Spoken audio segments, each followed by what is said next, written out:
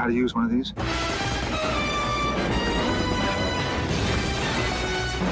Goldeneye. Load a rumble pack and see how it feels when 007 meets N64. The story of the N64 really begins in the early 1990s. At this time, Nintendo knew that they would need to start development of a system to replace the Super Nintendo and enter into the next generation of consoles.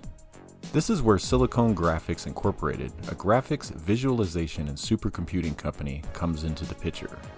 SGI was looking at expanding their company by putting some of their technology into consumer products. Jim Clark, founder of SGI, contacted Sega of America and spoke with Tom Kalinske. Kalinske was impressed with what he saw, but ultimately Sega did not buy the technology. Sega engineers had evaluated the hardware and technology and found several issues within it. But they liked it good enough, they wanted to buy it outright. SGI was not willing to give up the rights to its own technology. After no deal was struck with Sega, Clark then spoke with CEO of Nintendo, Hiroshi Yamauchi, in early 1993. Nintendo was willing to license the chipset instead of owning it outright. So on August 23, 1993, Nintendo and SGI came to an agreement initiating what would be called Project Reality. Technology from Project Reality would be used in the arcades as soon as 1994 and in the home console market by 1995.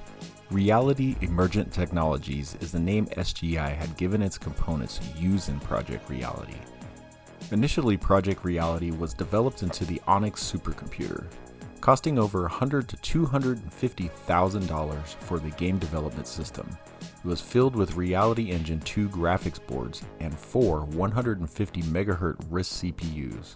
The APIs were based on Performer and OpenGPL. On June 23, 1994, Nintendo announced the official name of its console as the Ultra 64. Developers started signing on with Nintendo. This included Rare, Acclaim, DMA Designs, Ocean, and many more.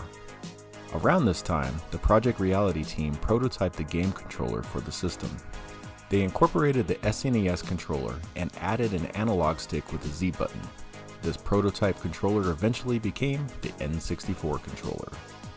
The design of the controller was so secretive that once developers were using it, they had to hide it in a box after they were done. While development of the console continued, Nintendo and its developers started developing games on the Onyx supercomputer-based development system. Eventually, these systems were replaced by cost-reduced SGI Indie workstations, which had a fully accurate console simulation board within the system to help with ease of development. The console was publicly revealed for the first time in 1994 and showed with the console, the Nintendo Ultra 64 logo, a ROM cartridge, but no controller at this time. Also in late 1994, Nintendo started licensing agreements with Midway and Williams to create arcade games based on the Ultra 64 architecture. These games were Killer Instinct and Cruising USA. Although the Ultra 64 arcade boards were based on the Ultra 64 game console, they used a different chipset with no reality coprocessor and also used hard drives. Around this time, Nintendo decided to go ahead and rename the game console from the Ultra 64 to the Nintendo 64. This was based on Konami, who had ownership of the Ultra Games trademark, and Nintendo was afraid that they might be sued over trademark infringement. So the name was changed to the Nintendo 64, or better known as the N64. Fun fact, the software and hardware on the N64 still use the NUS suffix, which stands for Nintendo Ultra 64. Originally, the N64 was slated to be released by the Christmas season of 1995. However, due to hardware problems with the chips underperforming, they had to be redesigned again. The delay went into the spring of 1996, and this time, the Nintendo Software Development Kit was completely redesigned as a Windows-based partner system by Kyoto Microcomputers.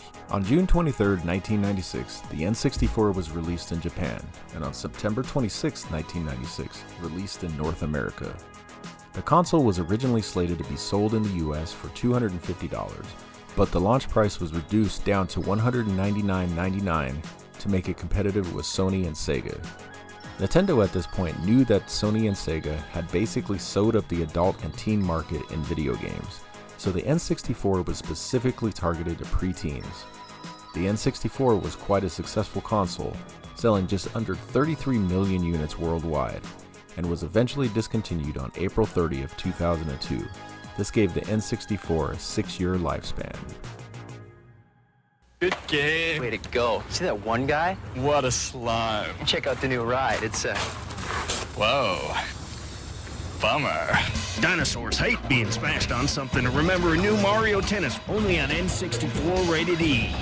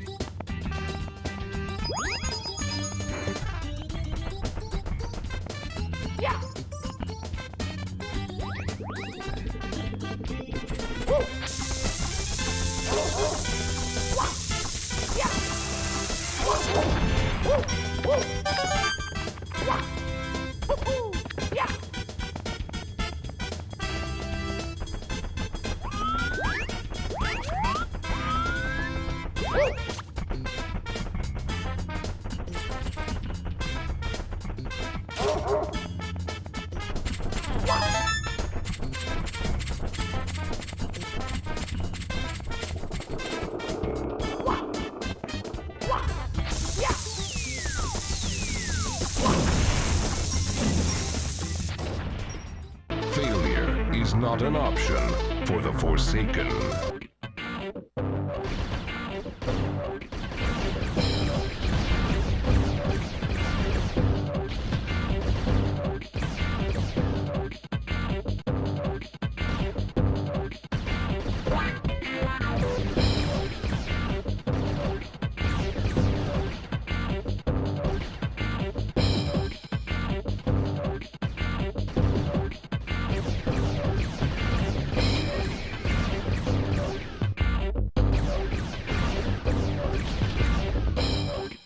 Is it here yet? No.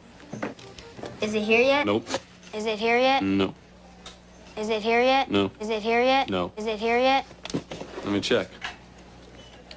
No. Is it here yet? Pokemon Stadium 2 will be here on March 28th. Until then, $10 reserves your copy and gets you a collector's edition poster with tons of Pokemon. So you'll be ready to battle with your gold and silver characters in 3D. Cool. Is it here yet? No. Rated E for everyone. Welcome to Mario Kart! Mamma mia!